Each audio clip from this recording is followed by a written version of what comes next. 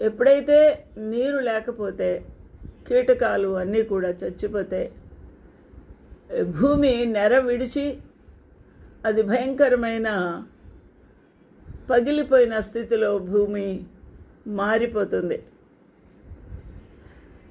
ఇక ఎప్పుడైతే భూమి నెరవిడుస్తుందో భూకంపాలు లేదా ఆ యొక్క భయంకరమైన ఎండిన స్థితిలో నీరు లేక కుళ్ళిపోయిన జంతువులు, చచ్చిన శవాలు అక్కడ చుట్టూ కనబడి భూమి అంతా కూడా ఎంతో కంపుతో నిండిపోతుంది. ఈ విధంగా ప్రభు ఇటువంటి కఠినులైన ప్రజలు, దుర్మార్గమైన దుష్టత్వంలో జీవించుచున్న ప్రజలు ప్రభువుకు వారి హృదయం తిప్పుకొని ప్రభువును ఆశ్రయించని ప్రజలను బట్టి ప్రభు ఈ విధమైన అధికారంతో అక్కడ ఈ ప్రవక్తలను నిలబెట్టి ఉన్నాడు. దేవునికి మహిమ, ఘనత, ప్రభావం కలుగునుగాక. ఇటువంటి పరిస్థితుల్లో ఎవడైనా వారికి హాని చేసి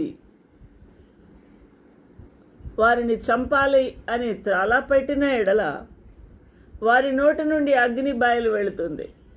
ఆ అగ్ని ద్వారా శత్రువులను దహించి వేస్తాయి. ఆ అగ్ని దహించి వేయును.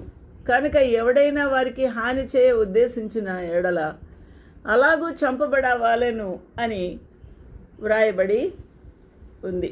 ఆ విధమైన అధికారం ఎవరైనా తలపెట్టినా, హాని చేయ ముందుకు వచ్చినా, లేకపోతే హాని చేసినా వాడు చంపబడవలను అని దేవుని యొక్క చిత్తము ఇక్కడ మనం చూస్తూ ఉన్నాం. కాబట్టి ఈ విధంగా ఈ దేవుని యొక్క చిత్తము, ప్రణాళిక ప్రకారంగా ఏం జరిగింది అని మనం చూస్తే, వారు సాక్ష్యము చెప్పుట ముగించగానే, అనగా 3.5 సంవత్సరములు, మొదటి 3.5 సంవత్సరాలు అనగా 7 ఏళ్ల శ్రమలలో 3.5 సంవత్సరాలు, మొదట 3.5. ఆ సమయంలో 2 సాక్షులు ప్రవచనములు, మహా అద్భుతములు చేయుట, 3.5 సంవత్సరాలలో ఆకాశము మూయబడుట, వర్షము ఒక్క చుక్కైనా లేకపోవుట, భూమిని బాధించుట జరిగింది. అలా జరగనున్న సమయములు